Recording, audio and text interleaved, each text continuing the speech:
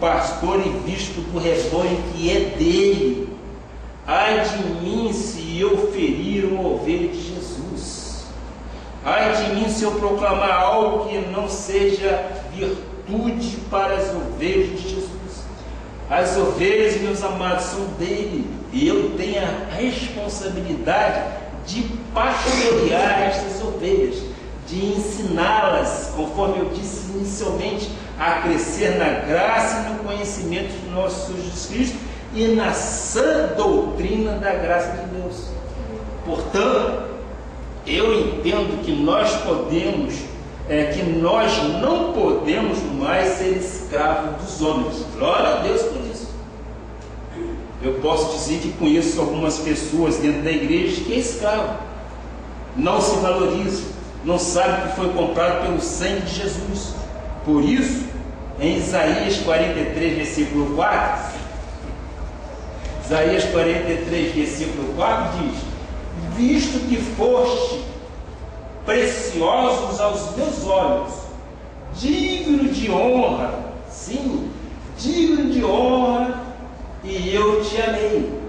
Darei homens por ti e os povos pela tua vida. Digno de honra, visto que foste precioso aos meus olhos, digno de honra, e eu te amei. Darei homens por ti e os povos pela tua vida. Deus me acha digno e Deus te acha digno de honra, meu amado. Isto não é uma profecia só para Jesus, é para cada um de nós de per si. Deus nos achou digno, por isso Ele nos aceita como nós somos. Deus não nos cobra nada, Ele aceita como nós somos. Aí você pode me perguntar: bispo, eu não estudei muito, mas eu respondo para você: mas você é digno de toda a honra e de toda a glória. Bispo, eu no passado eu fui espírita. Eu digo: és digno de honra. Tu és uma nova criatura. És precioso aos olhos do nosso Senhor Jesus Cristo. E eu gosto muito deste tipo de coisa. Por quê? Porque isso mexe com a gente. Isso mexe com o meu coração. Precioso és aos olhos do nosso Senhor Jesus Cristo. Portanto, nós estamos aprendendo sim que Deus nos aceita e que Deus nos valoriza. Amém? Estamos vendo como Deus fala a meu e a teu respeito, para que eu e você nos sintamos realmente curados e não nos conformando com este século. Então vamos ao ponto 3. Deus, por sua graça, nos faz apto a sermos amados. Você sabe quem foi rejeitado, ferido, nunca se sente apto para ser amado? Você muitas vezes ouve muito essa expressão: ninguém me ama, ninguém me quer. É uma expressão corriqueira, mas Deus não te vê assim. Como Deus é misericordioso, Ele não vê cor de pele, Ele não vê status quo da gente, Ele vê exatamente o nosso espírito, e Ele é amor. Deus é amor. João 13, versículo 1 diz: ora, antes da festa da Páscoa, sabendo Jesus que era chegada a sua hora de passar deste mundo para o Pai, tendo amado os seus que estavam no mundo, amou-os até ao fim. Aí está uma prova de amor do nosso Senhor Jesus Cristo. Este é o Jesus que nós cultuamos. Ele nos amou. Somos preciosos, somos amados com todo o defeito da carne. A carne para nada aproveita, mas o nosso espírito é perfeito em nosso Senhor Jesus Cristo. E ali Ele estava se preparando sim para ir ter com o Pai, e Ele ia deixar os seus, e Ele disse que Ele amou até o último momento aqueles que estavam com Ele ali naquele momento. Então, o nosso Deus é amor, o nosso Deus é misericordioso, o nosso Deus é longânimo. Ele nos dá bom ânimo para que tenhamos vitória em todas as nossas atitudes. Paulo disse em 2 Coríntios 5,16, por gentileza, 2 Coríntios 5,16, assim que nós, daqui por diante, a ninguém conhecemos segundo a carne, e se antes conhecemos Cristo segundo a carne, já agora não o conhecemos deste modo. Amém? Olha, diz aí a palavra que nós outrora conhecíamos segundo a carne, e hoje, agora, já não conhecemos segundo a carne. Então eu digo, não olhes para mim na carne. Eu não olho para nenhum de vocês na carne. Eu não posso olhar na carne. Eu tenho que olhar no Espírito.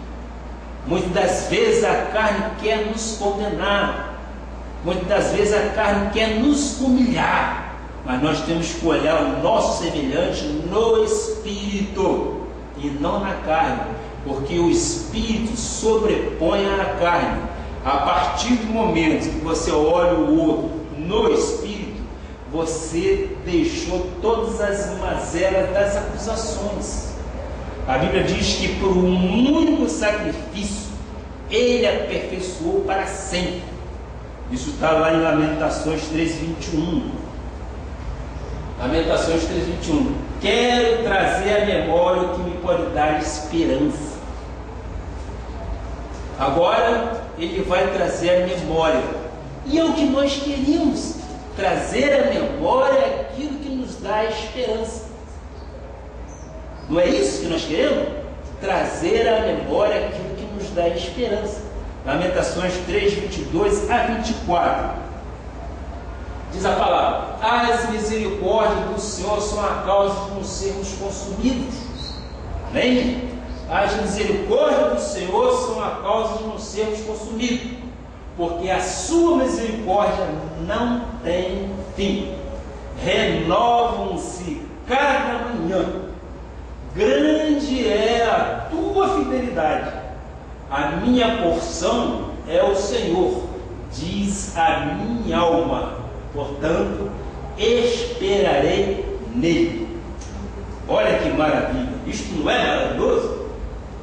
Isto não é maravilhoso? Amém? As misericórdias do Senhor são as causas de não sermos consumidos.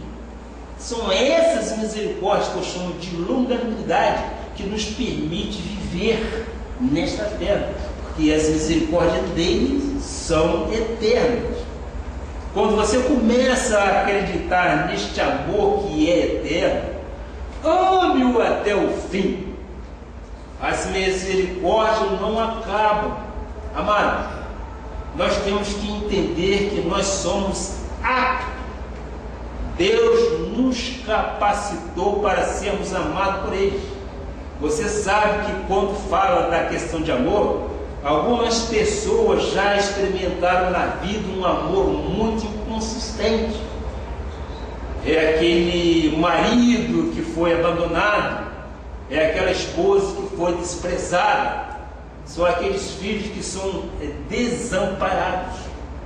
Mas eu queria te dizer assim: eu te amo se te fizeres a minha vontade. Isto é o amor humano, isto é o amor de pessoa para pessoa. Eu te amo porque tu és linda. Nós já vimos isso, nós já vimos esses adjetivos. Eu te amo se fizeres a minha vontade. Eu te amo porque és a melhor mulher deste mundo. Mas Deus não nos vê desta forma. Deus ama de uma forma incondicionalmente. Deus ama e ponto final. É o amor ágape. É aquele amor de pai para filho. Não há interesse corpóreo. Não há interesse em aparência. Não há interesse profano. O que há é interesse pelo seu Espírito, que seja Ele digno de toda honra e de todo louvor. Portanto, eu sou aceito como eu sou. Ele me valoriza e Ele te valoriza.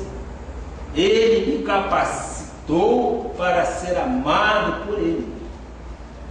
Aí, nós já vimos 3 pontos importantíssimos, chamei de pontos relevantes. Agora nós vamos entrar no 4º ponto. Por sua graça nós somos todos perdoáveis e perdoados de todos os nossos erros passados, presentes e futuros.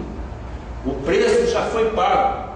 Deus não é vingativo. Isaías 43, 25. Isaías 43, 25. Eu mesmo sou o que apaga as tuas transgressões por amor de mim, e dos teus pecados não me lembro mais. Internet do Espírito Santo de Deus. É Ele quem apaga as nossas transgressões. E por amor dele, os nossos pecados, Ele não se lembra mais. Por isso que nós dissemos lá no ponto 1, Ele te aceita como tu és, porque Ele já jogou no mar do esquecimento todos os teus pecados. Ele diz, eu apago. Então Ele apagou. Se entrares no cartório lá do céu e perguntares ao escrivão o que consta na sua folha, ele vai te responder nada. Está em branco, nada consta. Por quê? Porque o sangue de Cristo purificou de tudo. Esta analogia é só para você entender exatamente como é que o perdão de Deus é incondicional. Se você for ao cartório do céu, isso é uma analogia, e tu perguntares lá ao escrivão como é que está a sua folha, que tinha uma certidão negativa lá, vai sair lá, nada consta. Por que nada consta? Se eu fui espiritista, se eu fui isso, fui aquilo, mas o nosso Senhor Jesus Cristo diz, já não me lembro mais de nada. Glória a Deus por isso. E é por isso que o nosso Deus nos aceita como nós somos. Ele apagou as nossas transgressões. Glória a Deus por isso. Isso são evidências da graça de Deus. Eu creio que isto é realmente uma pérola para as nossas vidas. E este é o conhecimento que a graça de Deus nos dá. Glória a Deus por isso. A graça de Deus não é enfadonha. A graça de Deus nos tira do tremedal de lama e nos transporta para o reino do Filho do seu amor. Aqui neste lado, nós somos uma nova criatura. No outro lado de onde nós viemos, Ele já não se lembra de mais nada. Ele é perdoador, Ele é longânimo, Ele é misericordioso. Se Ele é perdoador, misericordioso e longânimo, é neste lado que nós temos que ter novidade de vida com Ele. Aqui eu sou nova criatura, e esta nova criatura que tem que dar bons frutos. É esta nova criatura que tem que ser lembrado, sim, o sangue do Cordeiro me livrou de tudo, e aqui eu sou verdadeiramente uma nova criatura. Vamos ver em 2 Coríntios 5, versículo 18. Você vê que nós rebuscamos, sim, pesquisamos muita coisa e encontramos muitos versículos que nós viemos de uma escola. A Cristo Vive, a Missão Apostólica da Graça de Deus, é uma escola onde nós aprendemos isso. Por isso há tanta literatura aí conosco. 2 Coríntios 5, versículo 18 diz: ora, tudo provém de Deus, glória a Deus, que nos reconciliou consigo mesmo por meio de Cristo e nos deu o ministério da reconciliação. É este ministério que nós procuramos, é o ministério da reconciliação. Por que reconciliação? Porque uma vez estivemos no concílio de Deus, e por um motivo qualquer estávamos ignorantes a Deus. E num momento qualquer fomos reconciliados com Ele. Então, o que os pregadores mais fazem, infelizmente, eu não quero aqui também pura e simplesmente mostrar coisas não muito dignas de pregadores, mas eu quero mostrar, meu amigo internauta, você que está nos vendo através desse sistema de internet, o que eu quero dizer para você é que tem muitos pregadores que se lembram daquilo que você era antes de você ser uma nova criatura, que trazem as pessoas e fazem ficar, digamos, animadas, tirando de debaixo do tapete as agruras que as pessoas passaram. O ministério, segundo o apóstolo Paulo, quando escreveu aqui aos Coríntios, diz que o nosso ministério é um ministério de reconciliação.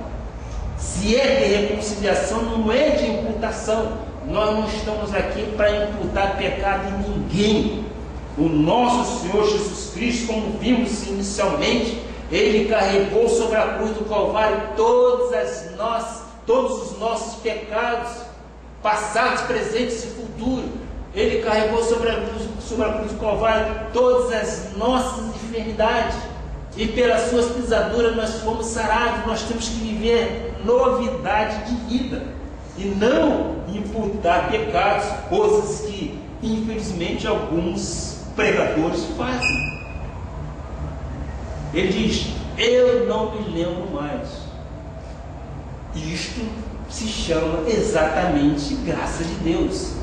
A graça, o que diz? Romanos 8, versículo 1 e 2.